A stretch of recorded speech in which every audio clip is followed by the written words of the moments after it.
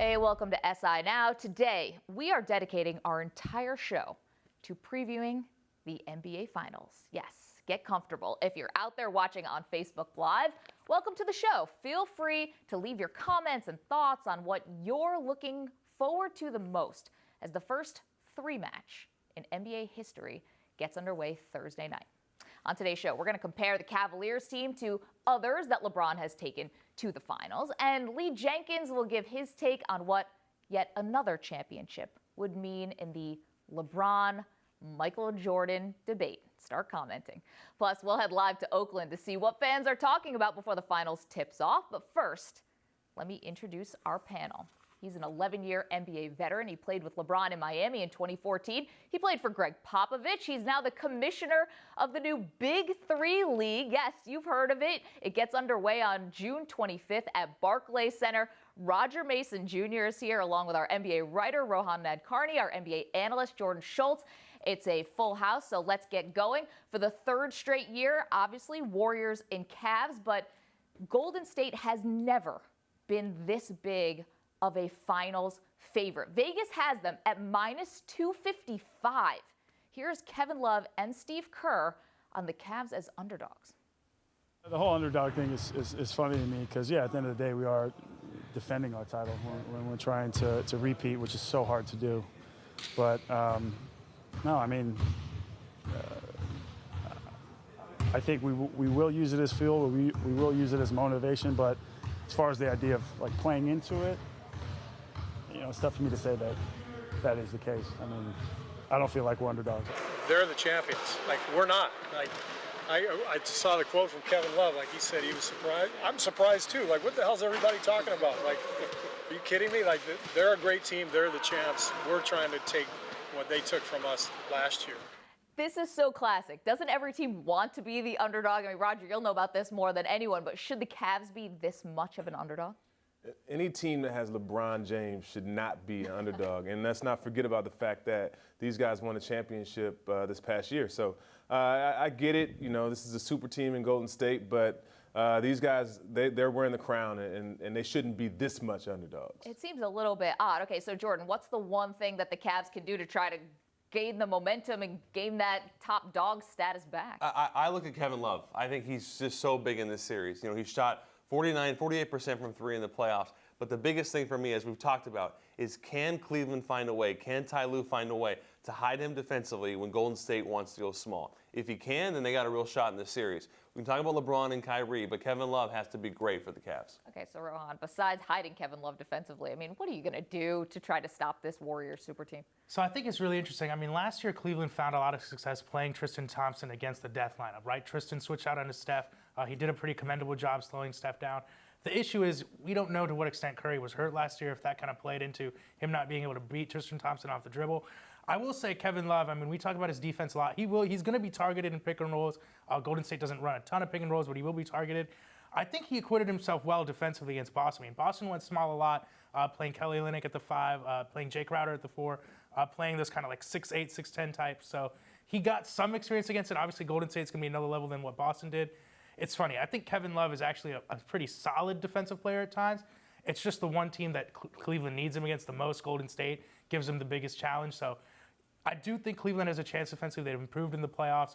They've shown LeBron at center at times, which they didn't do a ton during the regular season. So I do think they have a chance, and Kevin Love's improving defensively. Of course, he had that big stop on Steph Curry, Game 7 of the Finals, but we can't just go off that one play. Okay, plenty more X's and O's breakdown to go in this show, but there's other ways that teams can try and gain an edge.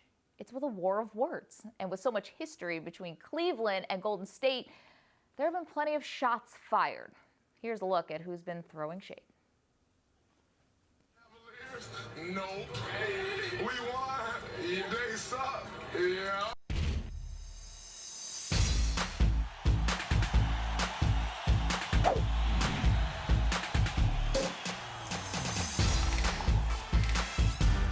Sometimes the word most valuable or best player of the year, you can have different results.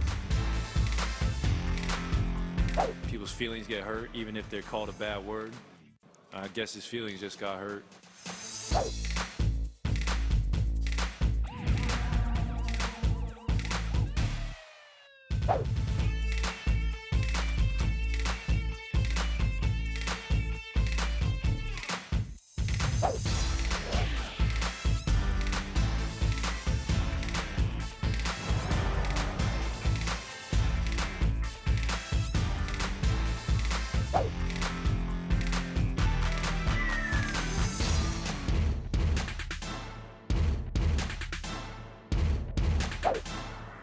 You should also look at, have we been playing the highest level of teams every single year, everybody at full strength, before you go and criticize other people?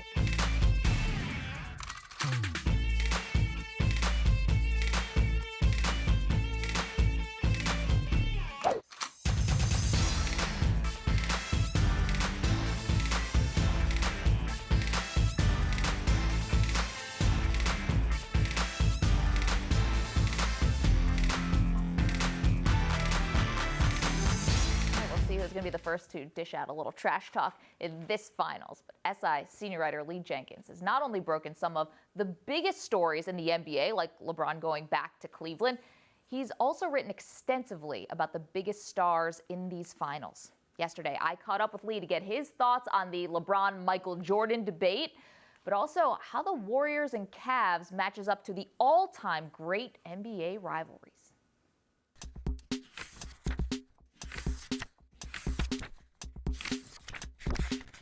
Lee, you've written about the Warriors and the Cavaliers in this finals preview, and one part of your story, you say that a lot of people are quick to compare the Warriors and Cavs rivalry to the Celtics and Lakers clashes of the 1980s. You spoke to several people who were involved in that Lakers-Celtics of the Showtime era. Do they see the comparisons? Yes and no, Maggie. I think they still feel like there has to be more years to create that kind of an epic, iconic rivalry. Also, I don't know that you have that straight out Magic and Bird comparison anymore. That could have been Curry and LeBron, but now you have Durant. He sort of changes that. And listen, I mean, maybe they're biased, but those guys, I mean, back to James Worthy specifically, felt as though the roads the Celtics and the Lakers had to go through in the 80s were just tougher. That the way that these sort of super teams have been assembled, that both of those conferences, and specifically the West, has been sort of decimated. That the Warriors don't necessarily have a challenger. And, you know, it's interesting talking to Worthy a little bit. He said, you always think of it as Lakers-Celtics, that it always seemed like an inevitability, but that it really wasn't. That there were teams that going into those playoffs, they thought they might get beat by. Whereas, you know, with these Warriors, especially this season, it was essentially an afterthought. Okay, going off of that last point, how do those in the league view this matchup? Do they think it's good or bad for the NBA overall? I mean, listen, it's a great matchup, and I think that this moment is kind of what they've been playing for, or what, you know, you look ahead to, and I think this will potentially validate everything that came before, but clearly a price has been paid, and the price was a really flat playoffs, and a playoffs where you essentially knew what was going to happen before it started. I mean, I personally thought the Cavs were vulnerable given how poorly they played in the second half of the regular season. Obviously they weren't, and they were able to flip that proverbial switch, but especially in the West, I mean, there was no suspense. There was no intrigue in this whatsoever. So is this series, I think the question becomes, Maggie, is this series validate what came before it? And if it does, and I think it will for a lot of casual fans, a lot of people who want to see as many stars on the court as they can at one time, people who watch the finals and maybe don't tune in as much to the others. And listen, nobody was going to really remember the conference semis maybe one way or another, but it hasn't been the 2-month basketball showcase that the playoffs has been, I think, in recent years. We haven't had a series like that epic, you know, Thunder Warriors conference final a year ago. That's sort of been decimated, and the result is a potentially great finals, but there's a lot of pressure, I think, on this series to make up for everything that came before it. It seems like there'd be no question that LeBron will be the best player in the series, but the Warriors could be one of the best teams of all time. So what will this rubber match actually decide? Well, and that's an interesting point you made, Maggie, because usually in the NBA, traditionally, the best player tends to win. And you're totally right. And look, 2 years ago, he didn't. LeBron was arguably the best player in that series 2 years ago, and the Warriors won the series. LeBron had basically nothing with him. Now he's got reinforcements. It's not as though he's out there alone. He's got all this shooting. He's got Kyrie, and this is always a tough matchup for Love. But he has other players, other really good players with him. But it's just, can anybody sort of eclipse? I don't care how good he is. Can anybody eclipse 4 All-Stars, 4 All-NBA type players on one team? I mean, the Jordan comparison gets old, but Jordan never go up against a juggernaut like that. I mean, in the finals, it's just, this is a totally different thing. And I don't know that all of those past precedents and conventional wisdom, old traditional NBA wisdom, I don't know that any of that is pertinent when you see a team like these Warriors. Let's stick on that Jordan point for just a moment. LeBron told you that he's chasing the ghost of Michael Jordan. Now, he can't match Jordan's ring total with one more win, but what would beating this Warriors super team mean for that LeBron-Jordan debate? Yeah, I mean, to me, it changes the math because of what we just said. It's like, I don't know if it counts twice as much because they got 4 instead of 2. I'm not really sure. I just know that if he did it, he'd be taking down, I would have to think, the most vaunted finals opponent of the modern era, just as far as wattage and what they're capable of. So, to me, that would he be able to say, I got 6 versus 6? Of course not. But at that point, he might be able to say, I just took down a team in the finals that Michael Jordan never even came close to taking down, a team with that kind of star power.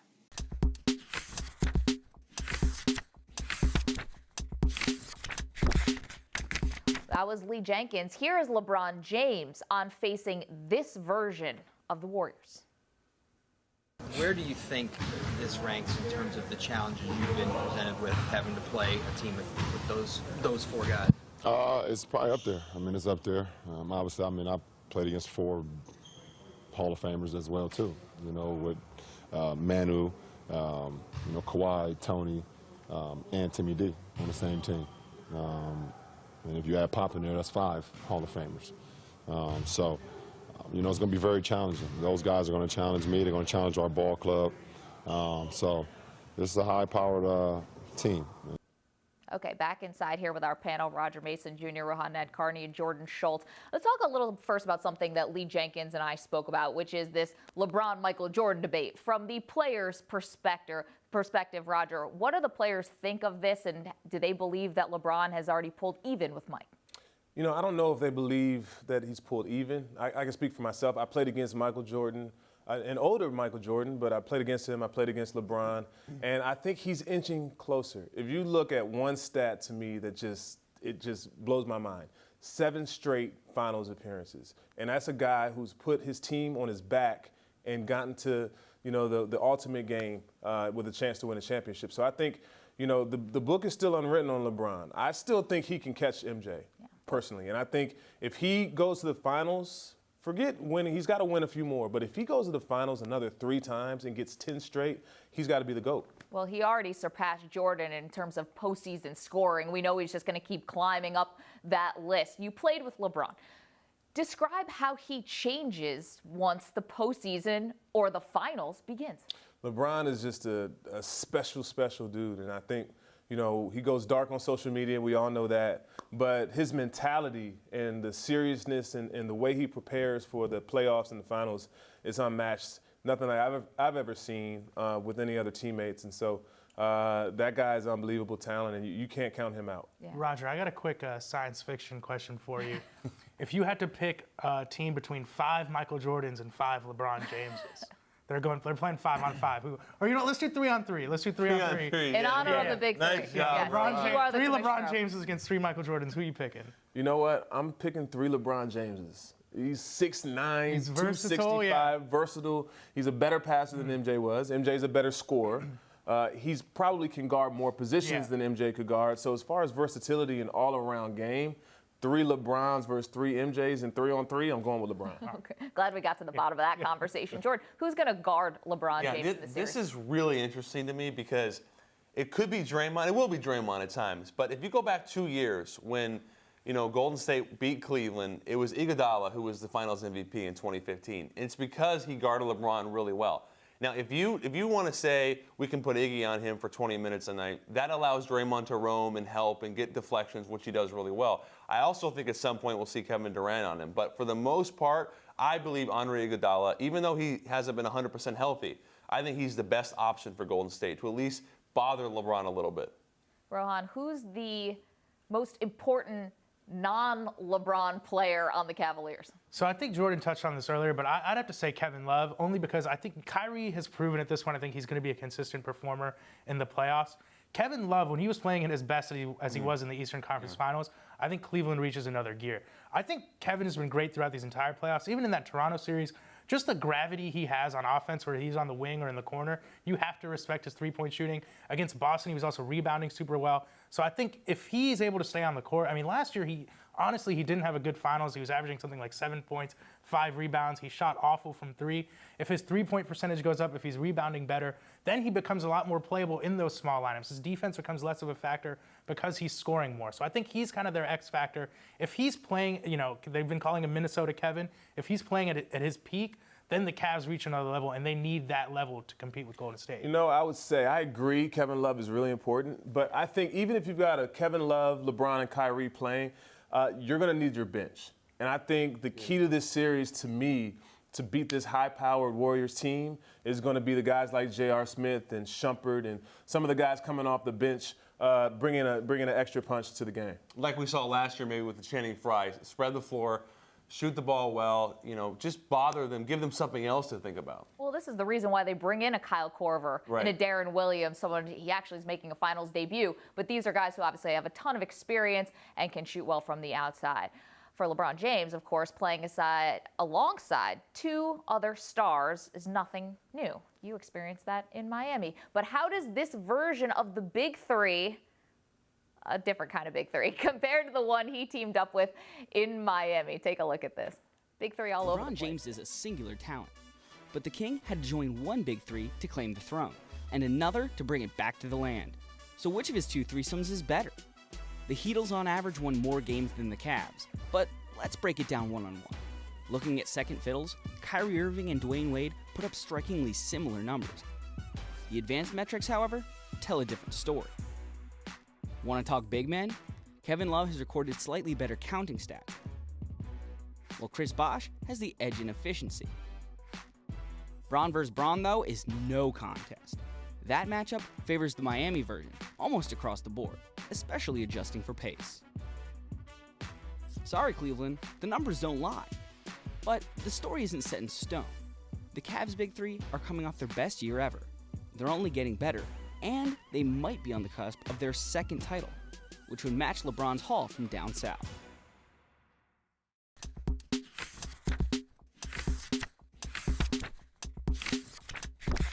And there could be pressure on some individual players as well. There's definitely going to be. One of them could be Kevin Durant, because his narratively has been coming in second place, as he told you a few years ago, falling short. That's been one of his narratives.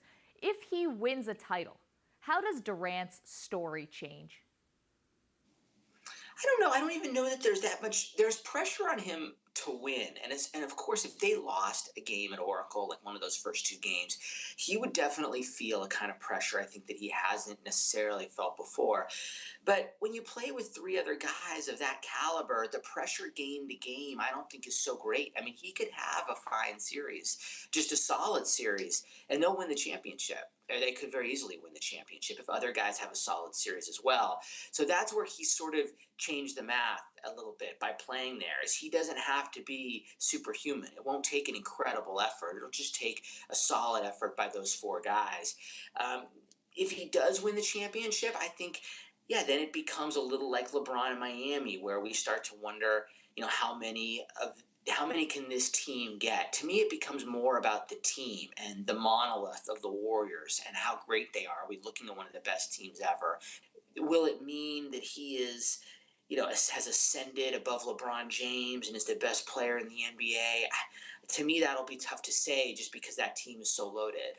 Of course, Lee, the big twist in this iteration of Warriors and Cavs is the addition of Kevin Durant. Not a lot of meaningful history between LeBron and Durant, except for that meeting in the finals when LeBron was with Miami and Kevin Durant was with OKC. But is there a bit of a rivalry there? I don't think there's a rivalry. I think there's a realization of commonality, of common experience. I mean, the similarities are pretty striking.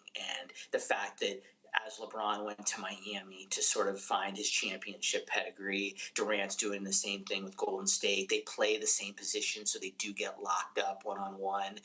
Durant in many ways has traveled the same course. He hasn't achieved sort of that larger than life persona LeBron has. He wasn't as famous when he was 17, but he was pretty celebrated even then. So if you remember, Maggie, back when those two teams played, when the Heat beat the Thunder in 5 back in 2012, Durant went before that season. He went to Akron, hung out with LeBron. They worked out together, broke bread.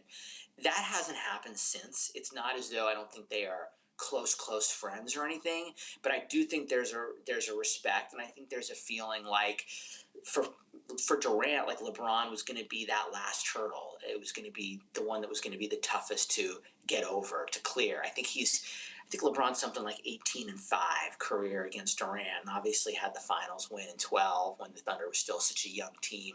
So could it be a rivalry moving forward? Yeah, I think it could be. But at this point, I think that's probably a little early to say. But I definitely think of all of those perceived challengers to the LeBron throne, the Paul George and Derrick Rose, and we've gone through so many of these, even Steph Curry. To me, Durant is the one who is, the most clear and present threat, and has been for a while. Yeah. Lee Jenkins, we're excited to get these finals going on June 1st. Really appreciate your time, Lee. Thank you. Thanks, Maggie. Take care.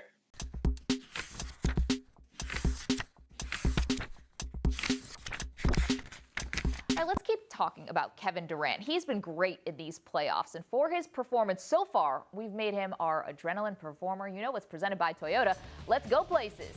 So, Roger Mason, as the former deputy executive director of the Players Union, it's a big job. You have to be conscious of what's best for the league as a whole. So what do you think of Durant's move to Golden State and the impact it had on competitive balance in the league? Well, people talk about competitive balance all the time, and obviously you want, every team to have an opportunity to compete, but you got to allow players the freedom to move around. And so when I put my NBA Players Association hat on, we're all about player movement and player freedom. It just so happened that the salary cap spiked and Golden State took advantage of it, and KD wanted to go there. So, you can't fault the system for that. It'll probably balance itself out at some point with someone else going to another super team. Yeah, that's a very diplomatic answer from Roger. I want to commend him on that.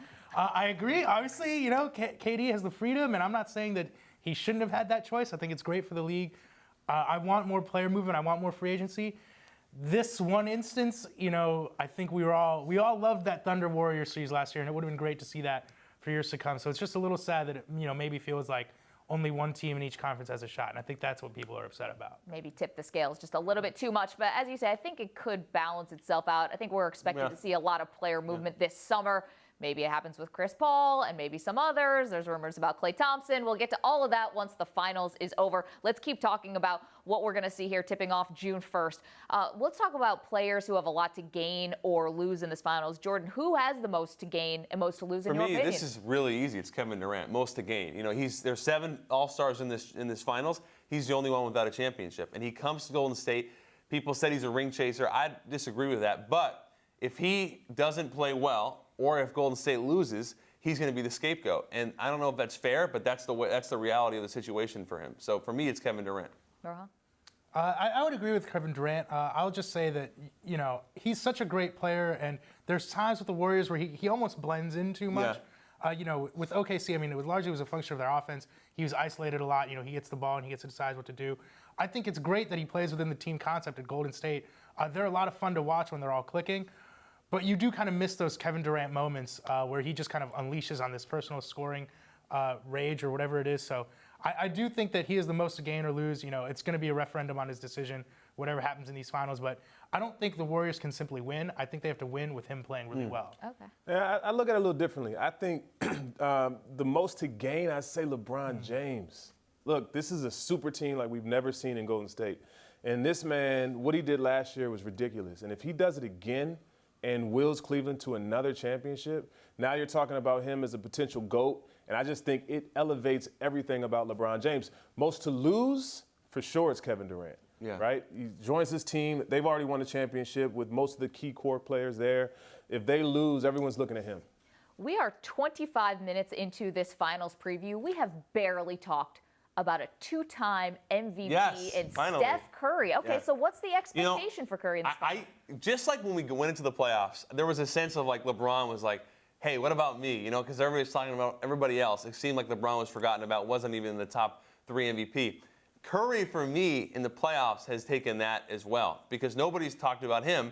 He's averaging 28. He's shooting 43% from 3, 50 from the floor. He's been great. And you could argue that nobody else other than LeBron perhaps is playing better basketball in these playoffs. So for me, there's a lot of, I'm not going to say pressure on Curry, but there's a narrative out there that he has kind of fallen off, which is not true at all. He's healthy. And if he plays well and they win again, then Curry, I think, really amplifies himself again in that top of the NBA conversation. Yeah, I'll just say about Steph real quick. I think he does have something to prove in terms of he went into the last 2 finals as MVP, but LeBron kind of upstaged him each time with that solo act in 2015 and then last year, those last 3 games. So I think he has something to prove in that aspect. And in terms of important players on the court, I'll just say that nothing in the NBA over the last 3 seasons has been as important as Steph's ability to shoot the 3, right? I think Ben Golliver touched upon this, but he became the best 3-point shooter in NBA history right when that shot became as important as it's ever been.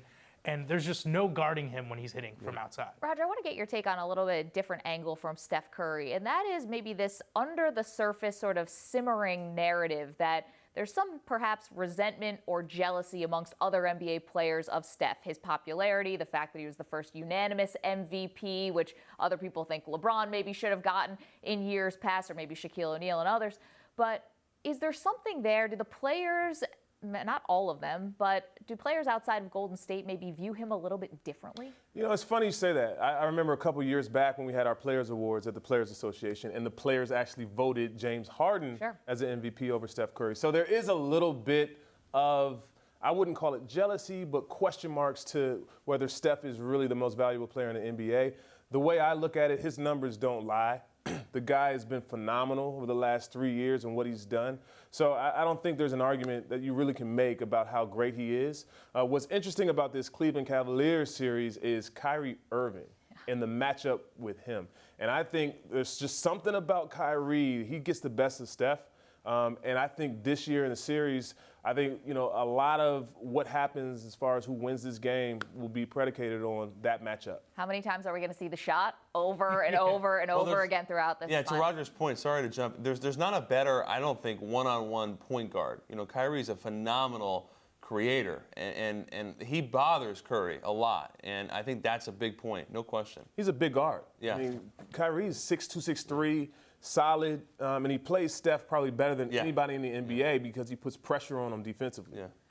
Guys, hold tight for 1 second, because not all the interest is going to take place on the court, of course. For what's being talked about on social media, we turn to our own Kenny Ducey, who's on the ground in Northern California. Kenny, good morning to you. Something that started on NBA Reddit and has now become a full-blown thing. Tell us about the toaster signed by Klay Thompson and why this matters at all. Well, it really doesn't matter, but it also really, really matters. Ardala's was the one who actually got Klay Thompson to sign a toaster, you know, a large metal object that, you know, crisps and warms 2 pieces of bread for if you've got that kind of money. Yeah, this is a really big deal. You got Jim Barnett to sign it. They've gone 27-1 since the toaster. I'm not really sure why a toaster was the object that he had to get signed and why it was the one that propelled the Warriors to such great heights, but it has. And Klay has acknowledged the toaster. I'm going to hopefully get Klay to acknowledge the toaster again.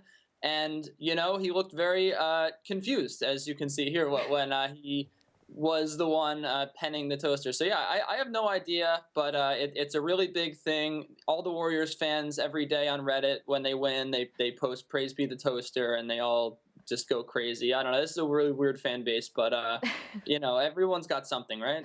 I guess so. I mean, I guess the Warriors have been winning ever since I got a haircut. Does that mean that I'm somehow responsible for what the Warriors are doing? And the fact that it's Klay Thompson and then TV analyst Barnett is just hilarious to me. All right, turning to a story I thought was done and over. Apparently, Tristan Thompson and Khloe Kardashian did not break up, Kenny. That was reported before the playoffs began, but they are going strong. We saw it on Twitter. What's going on?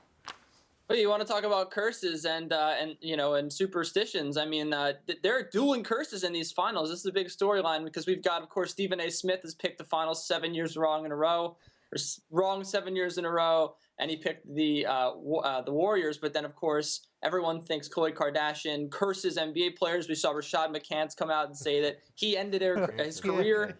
And I mean, we have the possibility to end one of these curses, which is very exciting. Apparently, she's going to hand out these lip kits at Cavaliers games. I'm not sure what this is. Is it like $5 lipstick? Is it like, 100? Is the value $300? What can you get on eBay for it? I'm not really sure. I mean, if you're going to hand out a lip kit, if you want to look like the Kardashians, that's going to cost you several $1,000s. So I'm not sure what this is, but apparently she's going to be at the games, and it's still a thing that we got to care about. So I don't know. If you see Khloe and she's handing out the lip kits, grab one for me. It's really Kylie's thing, but Khloe's doing it. I don't know how much it retails for, but I definitely want one. It's interesting about the curse of Rashad McCants, who was the #1 overall pick in the Big Three League. We're going to see him later this summer, and we're going to talk about that. Okay, now the Clippers have been eliminated, and the future of the team hangs in the balance. Seems like a good time for Doc Rivers to have a take on Kevin Durant leaving Oklahoma City a little bit late. Kenny, what does Doc think about the move? Well, it's really weird that he would come out a year later and say this, but I'm actually a big fan of this. I think this is great. Everyone's poo-pooing Doc Rivers for coming out a year later and with a really cold take about Kevin Durant. But I love this. I think it's going to stir up the controversy again. We're going to get people really mad at Kevin Durant once again for leaving the Thunder. I mean, this is exactly what we need right now. Everyone's talking about LeBron. Everyone's talking about Clay and Kevin Love and the X Factor in the finals. Now we get to talk once again about the issue that everyone wants to talk about, and that's Kevin Durant leaving the Oklahoma City Thunder. I mean, look, it had gone away for like 4 months, and now we get to talk about it again. I love it. I think Doc Rivers knows what he's doing. He's stirring the pot. I'm here for pot stirs. Okay, yes, we get another round of Kevin Durant controversy. Kenny Ducey giving us all the best from social media and a story about a toaster. We appreciate you, Kenny. We'll check in with you again soon. Hey, no problem. Thanks.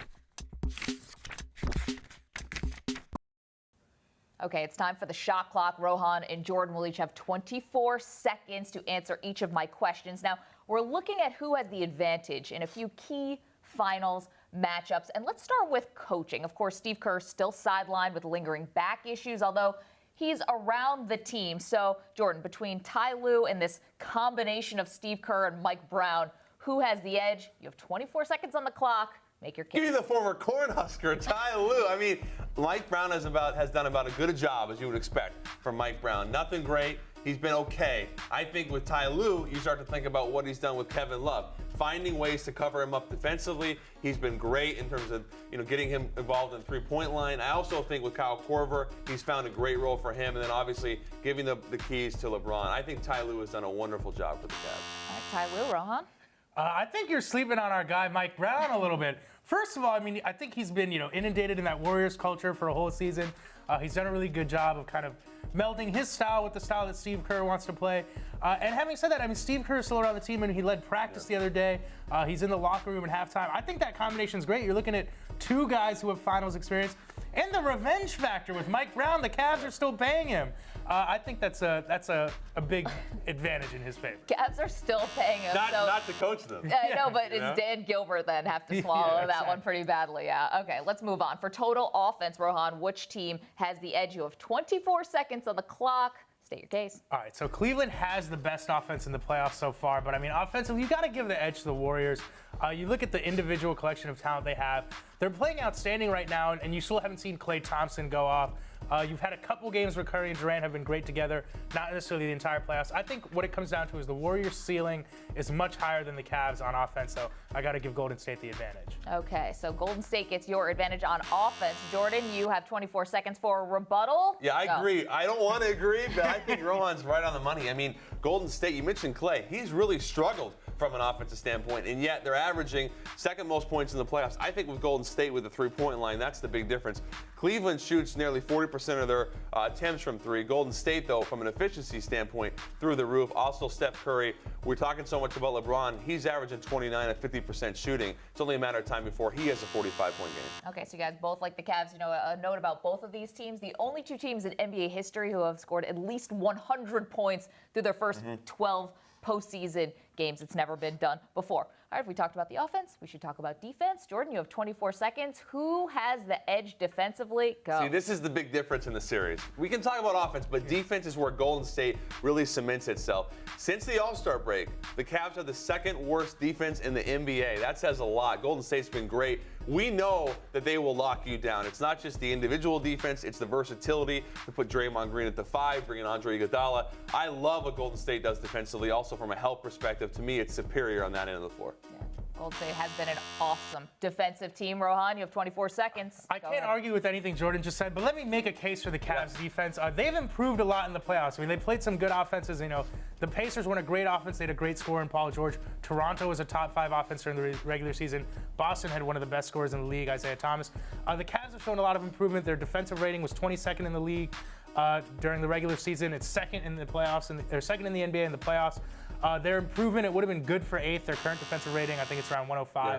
Would have been 8th in the regular season. So they're showing improvement at least. Who says you can't flip the switch? Yeah. Nobody. Okay, final one for you. It's just about the intangibles. Rohan, 24 seconds. Which team has the edge? I think the Warriors have the edge, and it's for this, one reason only. I think they are so highly motivated. There's that clip of Draymond, I think it's from October, him saying, "I want to destroy Cleveland." They have been playing with that mindset, for the entire season. And frankly, if there's one team capable of destroying the Cavaliers, it's the Warriors. I mean, you just think about some of the games they've had against Portland. I believe it was Game 2. They have these moments where they click, and it's unstoppable. There's nothing any team can do, so I think that motivation gives them the edge. Motivation, the ball movement, all of that. Okay, Jordan, intangibles, you have 24 seconds. Yeah, I would agree with Rohan. Also, going back to the defensive side of the floor, how much can you hide Kevin Love when Golden State decides to go small? Do they have an answer, the Cavaliers, for Sean Livingston? Do they have an answer for Andre Iguodala defensively? Remember, he won the MVP in the finals 2 years ago because of how he guarded LeBron. I just think Golden State has all the X factors. They have the horses. Forget about the coaches. They have the best players. I think Golden State, from an entire perspective, is superior. All right, guys, that was the shot clock. Well done by both of you. Thank you.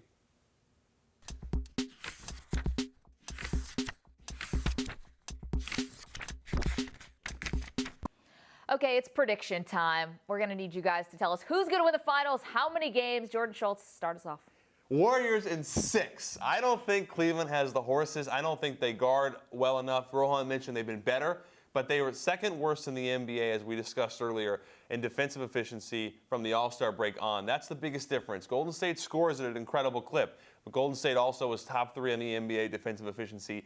To me, that's why Golden State wins this in 6. All right, I'm going to tell you that I'm just going to be honest. I'm rooting for the Cavs. I want to see LeBron enter that conversation as one of the greatest players of all time. I already think he's the best basketball player of all time. Pound for pound, if I need one player, I'm picking him. I want to see him pull off this upset. Having said that, that's not. I just can't pick it. In good conscience, I can't pick it. I'm picking the Warriors in 5. They are so motivated. I think they would have won this series in 5 games last year if Draymond Green didn't get suspended. So they just have so much talent, so much motivation, that revenge factor. I think I got to pick Golden State in 5. Roger, the only person on the set who's actually played in a finals. Tell us who you think is going to win. Yeah, you know what? I love LeBron. I love the Cavs team. But in the beginning of the season, when Kevin Durant came to Golden State, I thought they were going to win it, and it stays the same. I think Golden State in 5. I think that last year, if Draymond Green doesn't get suspended, if Andrew Bogut doesn't get hurt, I think that game would have been over with. This year, 5 games, Golden State, I think they're going to be the champion. All right, I'm picking Warriors in 6. None of us taking the No Cavaliers. brooms. No brooms. No brooms. No No brooms. All right. brooms. A couple of gentlemen sweeps, though, for you guys. All right, Roger, we mentioned before, commissioner of the Big Three. This all kicks off June 25th at Barclays Center. We've been hearing all these big names. Bring us up to speed on what the latest. Well, we're looking forward to it. First game is in June at the Barclays Center. You can go to big3.com to get tickets. We got 10-week season. Great places like Staples Center, Key Arena, Seattle, and a bunch of cool cities. So it's going to be a lot of fun. Last week we had an exhibition in L.A. Those guys were competing hard, and it's going to be competitive basketball. Yeah, tell us who looked the best, because that's part of the intrigue of the Big Three. We want to see how some of these former stars look and how their game is, evolved as they've gotten older. Yeah, well, I think Rashard Lewis and Kenyon Martin. I mean, Kenyon Martin was dunking all over the place. Rashard Lewis has his form back, and I think guys like Larry Hughes and Rashad McCants look really good out there. Junkyard Dog. So these are guys that can still compete. A couple of these guys can still play in the NBA today. That's fantastic. Yeah, I'm really hyped for the Big Three. I've met Roger a couple of times. He can tell you I keep pitching him on teams that he needs to get back together. I'm already ready for the next iteration of the Big Three. There should be a Big Three, then a Big Three Legends League. We need classic teams. Let's get the 04 Pistons back together. So I'm really excited. I can't wait. I think it's gonna be so much fun. Well, we were just chit-chatting a little bit in the break about that Orlando Magic team that was really good. Played, the finals and lost. Maybe you get that team back together. Maybe Stan Van Gundy makes an appearance. It is summertime after all. Listen, Amy Trask, I told her she's obviously one of the executives for the Big Three, and I said, unsolicited advice. Go in, got to be able to place bets on everything. Make it open. An Asia tour, and I think the Big Three is going to be off and running. Of course, you said 10 cities. The finals culminates. That's actually a big Saturday night for you guys. Primetime on Fox. And that happens August 26th from where else? Absolutely. Las Vegas, Nevada. Las Vegas, live on Fox. And the cool thing, we go to Seattle again, right? So Seattle gets to watch basketball. Gary Payton will be coaching. We're in Philly with Dr. J coaching and Iverson back on the court. By the way, Iverson's back in the gym right now with his high school coach training. And we're capturing it all. It's going to be awesome. That's fantastic. That's a little Virginia action. You played at UVA. You know that neck of the woods very well. Really awesome. Roger, thanks so much for bringing your expertise to our show. And good luck with the first season of the Big Three. We can't wait for this thing to get started. Like I said, Barclays, June 25th, and then 10 Sundays, 9 Sundays, and 1 Saturday. And that's the big final. Rohan, Jordan, thank you guys so much. Thank you guys for watching our NBA Finals preview. Thanks for commenting on Facebook Live. And of course, we'll see you tomorrow at 10:30 a.m. Eastern Time for another episode of SI Now. And don't forget to follow us on Twitter at SI Now Live. See you tomorrow. I like the legend.